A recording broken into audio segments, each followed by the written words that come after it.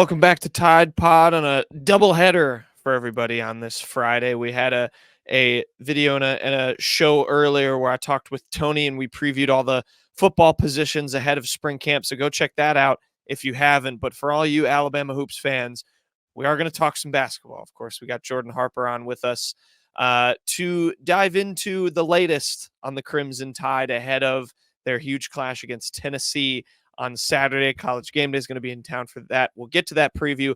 But Jordan, we're of course recording this Thursday morning right after Alabama won another basketball game, won another road SEC game, got even with Tennessee in the SEC, or atop the SEC standings, I should say, defeating Ole Miss 103-88 in a game that, we thought maybe in the first half was going to be another continuation of that Kentucky performance where they allowed 117 points. Defense looked pretty awful. Did not start or end the game, frankly, quite well or very well at all. But instead, it turns into Alabama's 9th 100-point game of the season, their 20th win of the season. First time they've done that in back-to-back years since, I think, 2012. And they end up winning the game 103-88. What were your initial takeaways as the Tide didn't exactly answer the call that Oates gave out on defense, but did enough, and its offense exploded once again to get another win? Yeah, it didn't look pretty at the start, and I'm sure everybody was saying, here we go again, thinking about the Kentucky game that was the onslaught of the Wildcats, scoring 117 points, and it just seemed like they scored every possession of that game. And I'm surprised to find out that they did not score every possession of that game. But it seemed like that for Ole Miss. And Ole Miss is a team that, they've kind of leveled out to the law of averages, right? So they started out really hot in non-conference, and then they got to conference play, and now they're 6-9. So that going 13-0 in non-conference is great, but if you don't play nobody, it's gonna hit you hard once you hit conference play, and it's hit them hard. So it's really hard to gauge on how good they really are. But anytime you play on the road in the SEC and you get a road win, it's huge. So, Alabama took 16 more shots than Ole Miss, which was a testament to the rebounding, which Nate Oates kind of called out at the end of the first half. They were getting beat on the boards by 4 offensive boards. They were getting beat by 3. And he said they really needed a big rebounding effort for them to win the game, and that's what happened. They ended up winning the rebound battle by 5. And had 14 offensive rebounds to Ole Miss's 7, which, that leads to second chance opportunities, kickouts, threes, and they needed everybody to pull out this win. Even an unsung hero in Davin Cosby, and who I'm sure we'll get to here in a second, but having a guy come off the bench that's hardly played at all in conference play to go, 5 of 10 overall, 15 points in 13 minutes is incredible. So huge win for Alabama, and this is setting the stage for what is preemptively thinking to be the SEC championship game, essentially in basketball, as close as you can get to it without it actually being it. Whoever wins that game is going to have a leg up on getting at least a share of the SEC championship. No doubt. You previewed that well, and we will get to that. And yeah, I that was something I wrote about before we dive into Cosby and some of the guys, who once again just continue to score in bunches for this team and just put other teams just out of business, frankly. Something I wrote about in the game recap was that rebounding, kind of margin and the way they played that up and did well there. They out-rebounded Ole Miss 20-8 in the second half. I thought that was a number that really stuck out to me. Like you said, they got some of those second chance points, and that's a good way to dive into those individuals because Aaron Estrada had 10 of those, along with 10 assists and 18 points. He finally got his triple-double. Nate Oates has been screaming that he's been close all season long, and he finally got there. Had 4 steals in this game as well. Really led what was the good for this Alabama defense, especially in that middle 8 of the game, which a lot of coaches really kind of harp on as the most important kind of stretch. That's where Alabama, at least in Nate Oates' eyes, played its best defense. And Estrada, just awesome in this game. I'll let you talk about whoever you want, Jordan, but he had 18, 10, and 10 and 4 steals. Mark Sears, another Mark Sears performance, 26 points, 5 rebounds, 4 assists, 3 steals for him as well. Grant Nelson and Rylan Griffin both fouled out of this game, but had 10 and 14 points respectively. Rylan Griffin, all 14 of those points came in the second half. And then Davin Cosby, like you said, the man of the hour, truly. 15 points, 5 made threes, and then Nick Pringle had 10 off the bench. Those were all the double-digit scores for Alabama. Who kind of stood out to you? I know you already touched on Cosby, but just some great performances all around to make this not a doubt by the end of it in Oxford, Mississippi. Yeah, I mean there wasn't many open court steals in the game. There wasn't. I think there was 6 combined blocks. So whoever went to the rim got whatever they wanted. Now the fouls and the free throws kind of got a little annoying there in the second half a little bit. I think Ole Miss scored 12 straight points at the free throw line, which, give or take, it's always opinionated on how well the officials do and if a foul's right or not, whatever. But I really thought Alabama played solid defense in the second half, even though they gave up more points in the second half than they did the first. I think a lot of it was the free throws, and it could have gone either way. I thought Ryland took a couple good charges. They called blocks. Alan Flanagan got most of his points at the line, going 12 of 15. But overall for Alabama, you've touched on Estrada and Griffin. I've touched on Cosby. But I mean, we just have to highlight Mark Sears. He is the engine to this train that just goes off the track sometimes, and it's just hard to stop. And he's that kind of one consistent player every single game, and it's no different on the road, home. I thought he had an off game against Kentucky because he wasn't aggressive enough early on, just passing up open threes, trying too many dribbles or passes. And Ole Miss, last night, he was very decisive. So when he's decisive like that, he has games like he did in that game: 26 points, 5 rebounds, 4 assists, and don't sleep on his defense every now and then, having 3 steals. Estrada had 4 as well. So you can't talk about Alabama without Mark Sears, obviously. But one guy I thought that had a really good game, 2 guys actually, that kind of made up the front court, and kind of, when Grant Nelson got in foul trouble, I thought Jaron Stevenson and Nick Pringle both had really good games quietly. They didn't do anything that sticks out on the stat sheet or anything. Pringle had 10 points. Stevenson had 8. But Ole Miss has some really big front court guys like Musa Cisse that can be a handful at times. And I thought they held their own. They stayed out of foul trouble for the most part, which is something they had to do with Grant Nelson in foul trouble majority of the game. But I thought they were big on the defensive end more than anything. And Pringle made some really nice finishes around the rim, and so did Jaron. They don't have to score a lot. If they score 6 to 8, 10 points every game, whatever, as long as they're productive, Alabama's front court, I think, is pretty fine. They have a mix of athleticism, length, and versatility to be able to step out and shoot the 3 for Jaron and Grant. So those are 2 guys that I really thought were not talked about enough, and really held Alabama in it front court wise, because it's easy to get away, or a game get away from you, if the other team just can post up and do whatever they want down at the basket. You can look at Janai Broome and Auburn in that regard. They can put teams away really quick with guys like that. So kudos to Nick and to Jaron for really holding the fort down while Grant was in foul trouble.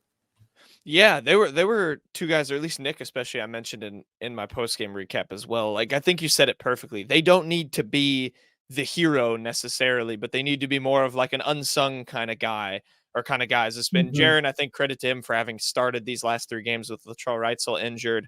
Credit to I think everybody to continue the scoring with the form Wrightsell was in before he got hurt. You lose some of your guard depth there. But yeah, I think you said it perfectly. Like, those guys just need to make up depth. They need to be able to step up in little moments when Grant Nelson runs into foul trouble or just needs a break in the front court. I think this team's front court development has been really interesting, where you had Muhammad Wagi initially kind of take over that starting center spot, and then his foot injury got re-aggravated, and he's not been able to go to the length that I think Oates wanted him to, and have the role that I think he was expected to have, just because of those nagging injury issues. So yeah, those 2 I think have stepped up great. I think Nick Pringle's energy, that's been a development all season. He went through the suspensions. He's come back now.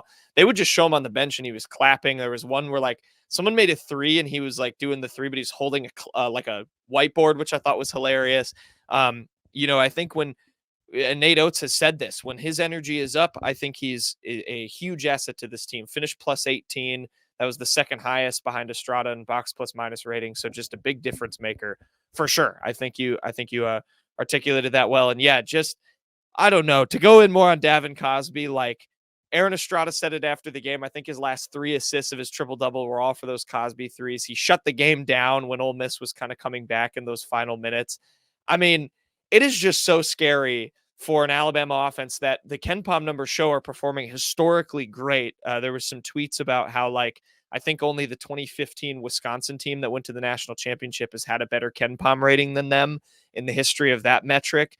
But it's just so scary when you have so many players on this team that can just come out of nowhere and hurt you. I mean, I think in the first 2 games Latrell Wrightsell had missed, you felt his presence, or felt his absence. And I think it got to the point against Ole Miss where you didn't really feel that anymore because they had so many guys step up. But 15 for 10. I think John Rothstein tweeted Davin Cosby buy stock now, which is hilarious. But just, yeah.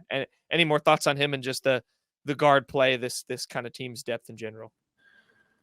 Yeah, the depth is something that's not really talked about enough, and mainly because you have guys like Mohamed Diabate that might only play 4 or 5 minutes here and there, and there might be games where he's needed more. I mean, I think he's going to be a guy that's going to be needed more against Tennessee just because he's a really good defender overall. And I believe, I have to go back and look at this, but outside of Muhammad Wagi, who is not a scorer, he's hardly played at all this year, but I believe everybody that played last night outside of him has scored at least 13 points in a game this season. So that's something, it could be anybody at any time. So to have guys like that come off the bench, like Davin Cosby, he's not the most athletic, he's not quick, he's not great defensively, but he busts his tail, and he's as good as a shooter as that Alabama has on the team. I would say him and Wrightsell. I talked to a coach on the staff over the summer asking, who guys I need to look out for. And he told me that when I asked him about Davin Cosby, how his progression's gone, because, he enrolled early last year. So he's kind of had a little bit of extra time. And they said he's probably the best shooter on the team.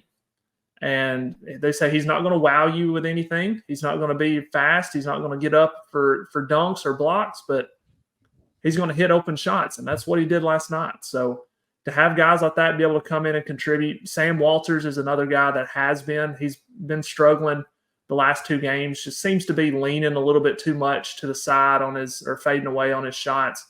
But he's a guy that if he gets hot, he's just like Cosby. I mean, he can hit open shots, and with the way they space their offense, that's all you need. Just guys sitting in the corners, the wings, let Mark Sears and Aaron Estrada go to work, and they're going to have to overhelp at times, and that's where they're going to get their shots. And Alabama has enough of them on the team that's going to be able to knock down open shots, which is why they're one of the best offensive teams I've ever seen. I still think the 2019 Villanova team is still the best offensive team I've ever seen. Personally, but that Wisconsin team back in 2015 was super efficient. I think Alabama, they're at 128.1 adjusted offensive rating, and that's better than the Villanova team right now. So that's just kind of historically, that's one of the best offenses that college basketball has seen in recent times. So the depth is definitely contributes to that overall. For sure. That's a good way to put it into context. That Villanova team was ridiculous. There were like 3 NBA players in that starting 5. They just boat raced the I was NCAA surprised tournament. that their offensive efficiency was down like 127, which is what Alabama and Purdue's been at pretty much all year. And I'm like, you put that team up against these 2, I mean, I would question to be Villanova, but not fair. They had an absurd amount of talent.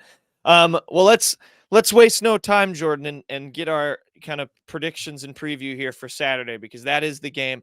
You said it best. It is the de facto regular season SEC championship. It's Alabama and Tennessee. It's in Coleman Saturday night. College GameDay is going to be in Tuscaloosa for the first time for basketball. It has been there 18 times for football. I can tell you that for a fact. But yeah, a interesting game, no doubt. Tennessee beating Auburn. Dalton Knecht, who is, I would say, almost the de facto SEC player of the year at this point, scored 39 points. And these were 2 teams that in Knoxville, it was not a game. Tennessee 91, Alabama 71. but Alabama nursing that SEC home winning streak back in front of their home fans. What do you think needs to happen for the Crimson Tide to get a win? And do you think they will get the win on Saturday? Well, one thing they can't do is turn the ball over 22 times again. That was miserable. And watching them outscore Alabama, what was it, 23-4 points off turnovers that game? I mean, obviously it was on the road, and Tennessee plays way better at home than they do on the road, which that's pretty much any team in college basketball. So the fact that Alabama's going to be at home, they're not going to go 4 of 21 from the three again. They're not going to turn it over 22 times. I'm just assuming this because they are playing at home and they haven't played that bad at home all year or maybe even the past 2 years. So just kind of going off history there. But it's going to take a lot better defensive effort. I think that's going to be something that Alabama's really going to have to hone in on against them is, they play primarily a 4-guard lineup. If you consider Dalton Connect a guard, I mean, he can kind of be a tweener, and Josiah Jordan-James as well. But primarily they play a fairly smaller lineup overall with Jonas Adu at the 5. But defensively, I mean, Tennessee could do whatever they wanted last game. I mean, they made 10 threes. They shot about 50% overall from the field, and it just all looked too easy for them. Alabama's going to have a little bit more resistance off of that, considering that I'm assuming they're going to play a cleaner game offensively being at home. So I think, one, they can't turn the ball over 12 times. That's the cap. If you turn it over more than 12 times, Tennessee's going to make you pay. And Alabama needs every possession that they can have, because the more possessions they have that they don't turn it over, the more opportunities for threes to get guys into foul trouble for Tennessee. You've seen in all the losses Alabama's had, specifically on the road, because they haven't lost at home since Clemson, they've all had nearly 20 turnovers a game. And that's a recipe for disaster. So they'll play better at home. They'll be more calm. They'll play their offense more. And I have no doubt that they'll probably score, 80, 85 points. It's just, can they prevent Tennessee from scoring 90 or 88 or 87? That's the big question, because Dalton Connect is absolutely on a heater right now. And they had no answer for Jonas Adu last game. I think he had about 19 points. Mm-hmm. So you got him, Ziegler, Vescovy. I mean, you got a lot of people to worry about. And I'm not worried about Alabama offensively this game. I am worried about them defensively, because I don't think they match up well defensively against them in terms of just how savvy they are, how they get foul calls on them. Now, it will be called differently, as it always is, away from Thompson-Boling Arena. In recent history, Alabama has handled Tennessee at home, and it's kind of been vice versa on the road at Tennessee. So I think Alabama ultimately holds serve. They beat Tennessee. They go up one game on Tennessee in the SEC, and pretty much if they win one of their last 2 games, if this happens, they're guaranteed at least a share of the SEC championship. So I think that Alabama will win. I think they'll play cleaner, and Tennessee will play, coming off an emotional win against Auburn, and then they got a road game against South Carolina after Alabama. So they're kind of in a tough stretch here, and I think this is going to be kind of the middle, and that's where typically losses happen. So give me the Tide. I'll take them, I'll say probably 88-82. Okay, there you go. 88-82, a little bit, a little bit limiting Tennessee is enough on the defensive end. Yeah, I think it's going to be huge. I think that Adu matchup, that's the one I'm watching for. Mm-hmm. How does Grant Nelson match up with him? How does, Nick Pringle and Jaron Stevenson, can they have a bounce back game? Getting Latrell Wrightsell back for this would be huge, obviously, just to have all your reinforcements necessary. I don't think you can rely on a Davin Cosby 15-point burst against a team like Tennessee. Just a maybe a reasonable expectation there. But yeah, I think, if you can bottle up Adu, really not let him hurt you in the interior and just kind of focus on Dalton. He didn't have an incredibly efficient 25 points. He hit 8 free throws, but he was 1 for 6 from 3 and 8 for 20 from the field. I think if you can get a game like that again, you live with that. And then you go from there and slowing down Ziegler and slowing down Vescovy and really slowing down Adu. I really do think that's going to be the matchup to watch. As smaller as Tennessee plays, Adu has been phenomenal this season, as good as the Janai Brooms and the Tolu Smiths, in my opinion, with SEC forwards. So yeah, I agree with you. And yeah, the turnovers, you have highlighted that as a theme all season. I think they'll do less of that, certainly inside Coleman, and that probably will end up telling the story of the game if they can go on those 10-0, what they call like kill shot runs, a couple of times. I think that will be just enough. So I like your prediction there. It's going to be fun if you're an Alabama fan going for game day. Enjoy that. Good luck to whatever student has to do the half court shot in that. Hopefully they make it. They made it. I think they did it at UConn last week, and the kid made it. So hopefully they can go. Hopefully they can go 2 for 2. But yeah, I think locking down Adu, seeing how much you can make Dalton Connect at least have to make difficult shots, I think will be a big key. Jordan, any final thoughts before we send it off, and then we'll be back on here to recap that game one way or another, and where Alabama's SEC championship, regular season championship chances lie. Yeah, I've been a huge Alabama basketball fan for pretty much all my life, and I remember watching Bama basketball before I watched Bama football, and just to see College GameDay I know it's not a huge deal, but just seeing them in Tuscaloosa, knowing that this is where the program is now, is just very gratifying as someone that's followed the program for, over 20 years. I think it's going to be an awesome environment, win or lose. I mean, it just shows where Alabama is on the map right now in college basketball and competing for SEC championships. I mean, no fan should take this for granted. Consider what Alabama basketball fans have gone through the last decade. Just enjoy Nate Oates, enjoy this team, this system, where the program's at. But overall, for the game, I mentioned the turnovers. If Alabama's going to turn it over, they need to make it a dead ball turnover. That's the one thing for them. They committed way too many live ball turnovers against Kentucky. And what I mean by live ball is Kentucky got steals. Alabama threw it away to their players, being able to spark a fast break. I mean, Tennessee had 15 steals out of those 22 turnovers.